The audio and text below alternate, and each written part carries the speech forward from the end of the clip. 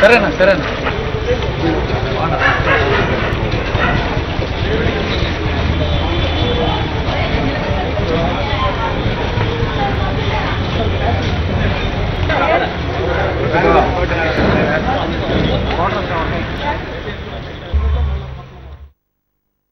ముఖ్యమంత్రి చంద్రబాబు నాయుడు గారు గత 2.5 సంవత్సరాల కాలంగా తన పరిపాలన ఎంత గొప్పగా సాగింది, ఎంతమందికి మేలు జరిగింది, ఎంతమంది మనసుల్ని దోచుకున్నాము అనేటువంటి విషయాలు కాకుండా వాటిల్లో అతను పూర్తిగా విఫలమైనటువంటి కారణంగా ప్రతిపక్ష నేత జగన్మోహన్ రెడ్డి గారి మీద నిరంతర నిందారోపణే కార్యక్రమంగా లక్ష్యంగా అదొక ఎజెండాగా ఆయన విమర్శలు గుప్పిస్తూనే ఉన్నారు.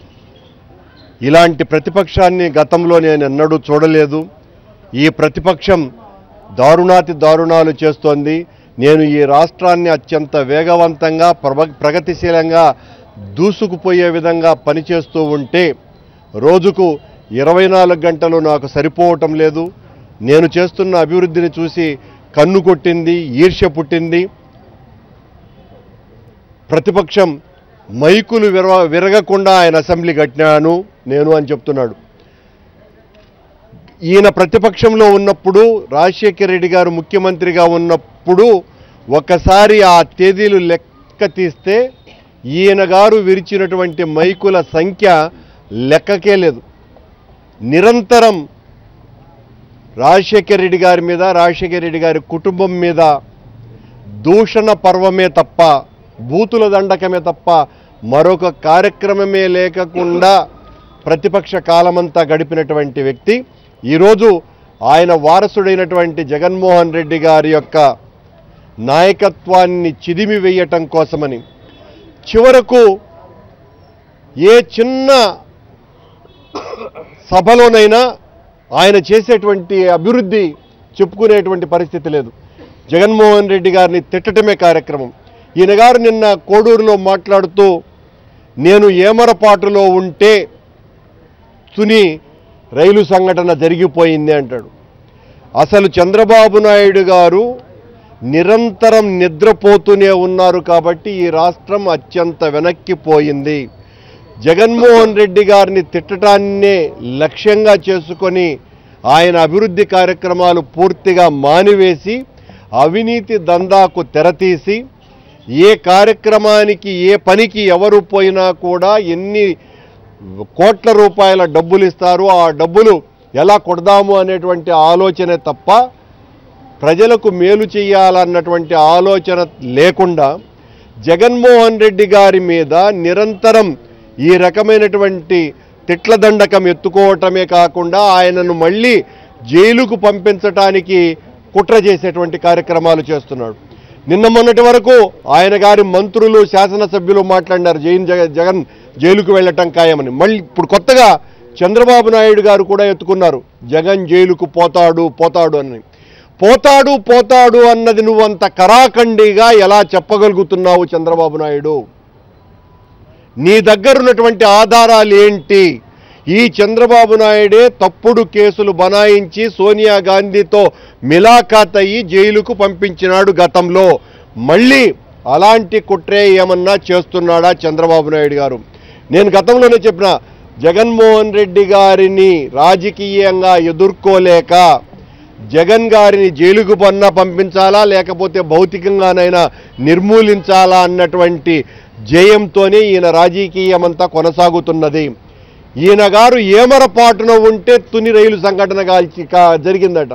ఈయన గారు కన్ను మూసుకుంటే అక్కడ కన్ను తెరిచినాడు కాబట్టి వైజాగ్లో ఆ క్యాండిల్ ర్యాలీ జరగలేదట.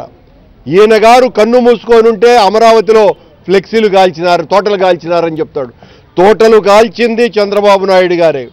తునిలో ఏమరపాటున కాదు, ఉద్దేశపూర్వకంగా కన్ను మూసుకున్నాడు కనుకనే ఈయన గారి కార్యకర్తలంతా వెళ్ళి తునిలో రైలును కాల్చినారు. ఎప్పటికైనా తుని సంఘటనలో దోషి ఎవరైనా తేలితే నిష్పాక్షికమైనటువంటి విచారణ జరిగితే చంద్రబాబు గారు నిజమే కన్ను మూసుకున్నారు, త్రిటికాలం పాటు ఉద్దేశపూర్వకంగా తన కార్యకర్తలను ఉసిగొల్పినారు కనుక మొత్తం కాపుల జాతినంతా కూడా సర్వనాశనం చేయటానికి ఆ తుని రైలును కాల్చివేసింది చంద్రబాబు నాయుడు గారి తెలుగుదేశం పార్టీ కార్యకర్తలు తప్ప మరొకటి కాదు. చంద్రబాబు గారికి ఈ రకమైనటువంటి చరిత్ర ఉన్నది. ప్రత్యర్థులను తుదముట్టించటానికి, ప్రత్యర్థి రాజకీయ నాయకులను, రాజకీయ పార్టీలను సర్వనాశనం చేయటానికి ఎంత నీచపు విధానానికైనా దిగజారేటువంటి వ్యక్తి చంద్రబాబు నాయుడు గారు. ఈయన గారు రోజు శుద్ధులు చెబితే జనం నమ్ముతాండారు అనుకుంటాడు.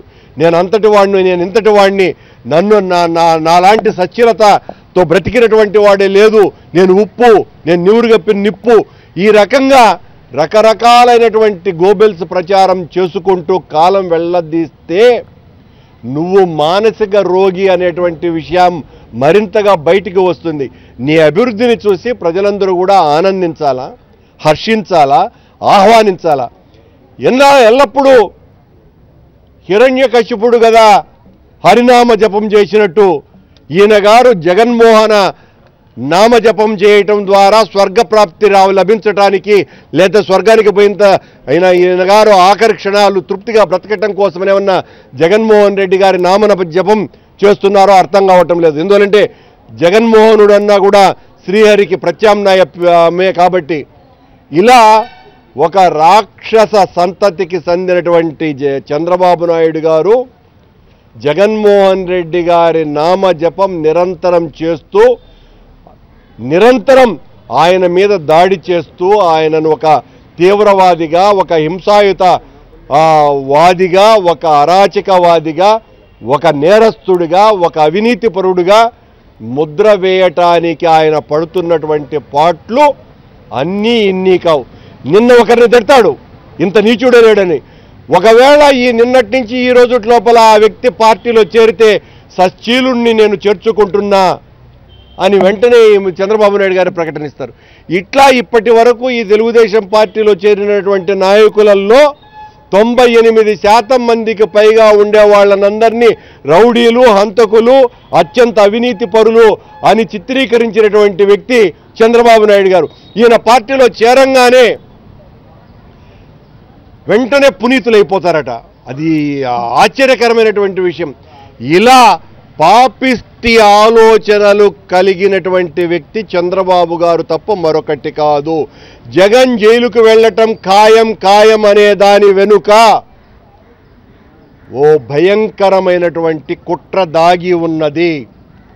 మళ్ళీ జగన్ గారిని జైలుకు పంపించాలన్న దానికి ఏదో కుట్రపూరితమైనటువంటి ఆలోచనలు చేస్తున్నారు. ప్రజలు గమనించవలసినటువంటి అవసరం ఉన్నది. దీనికి శశికళను సాకుగా తీసుకుంటున్నాడు చంద్రబాబు నాయుడు గారు. ఆ శశికళ కంటే 1000 రెట్లు అవినీతి పరుడు, ఆ కోడా కంటే 1,00,000 రెట్లు అవినీతి పరుడు చంద్రబాబు నాయుడు గారు. ఈ దేశంలో రాజకీయాలలో అవినీతిని తీసుకొని వచ్చినటువంటి వ్యక్తి చంద్రబాబు నాయుడు గారు. ఈ దేశంలో అవినీతి విశృంఖలతతో నడుస్తున్నది అంటే దానికి ఆద్యుడు, పోషకుడు, రాజపోషకుడు చంద్రైబాబు నాయుడు గారు. తన రాజకీయం కోసమని ఎన్ని అరాచకాలైనా, ఎంత అవినీతి అయినా, ఎంత మోసమైనా, దగా అయినా, కుట్రైనా చేయగలిగినటువంటి సమర్థుడు.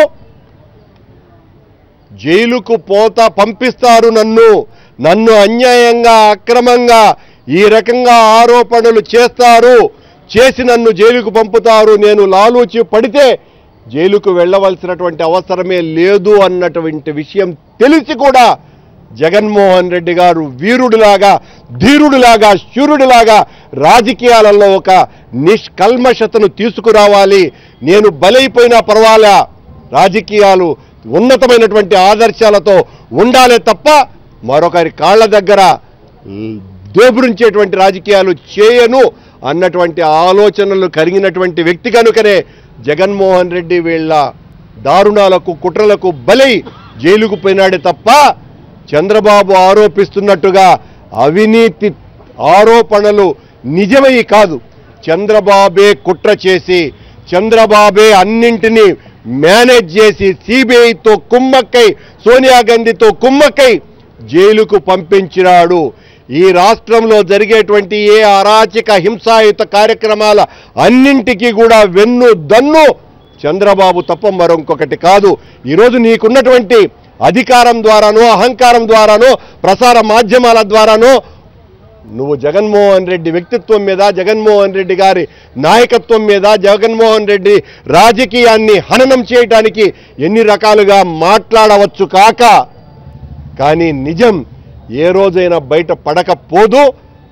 ఆ పడిన రోజు వాస్తవం ఏమిటో తెలుస్తుంది. నీ యొక్క నిజ స్వరూపం బయటపడుతుందని హెచ్చరిస్తున్నాం చంద్రబాబు.